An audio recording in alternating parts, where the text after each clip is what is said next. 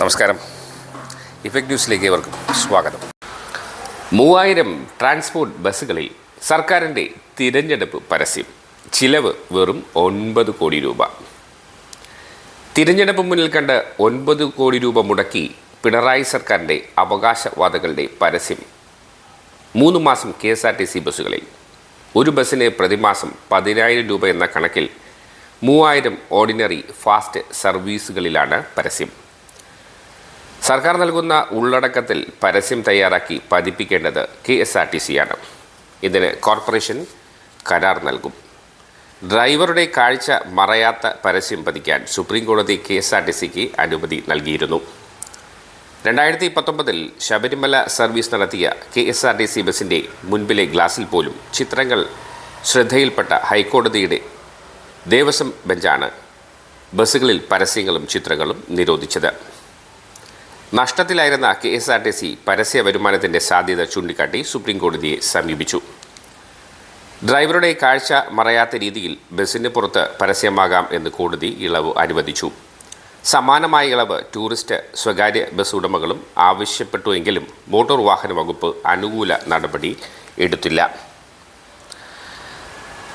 സാമ്പത്തിക മാന്ദ്യത്തിൽ നട്ടം തിരിയുന്ന കേരള ജനത. സർക്കാർ ചിലവിൽ പാർട്ടിയുടെ പരസ്യം ബഹുകേമം.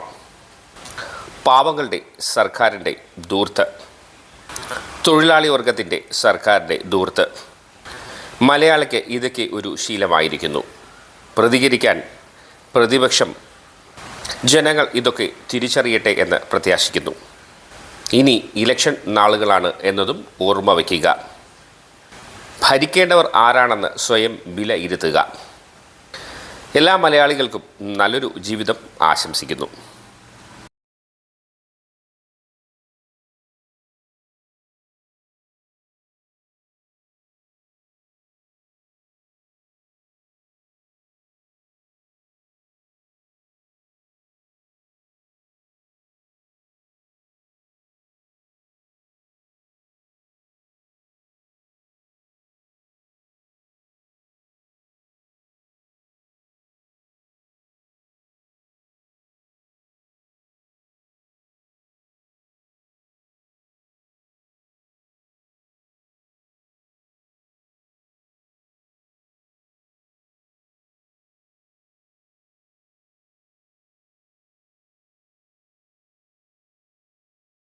പുതിയ വാർത്തകളും വിശേഷങ്ങളുമായി വീണ്ടും കണ്ടുമുട്ടാൻ എല്ലാവർക്കും നന്ദി, നമസ്കാരം.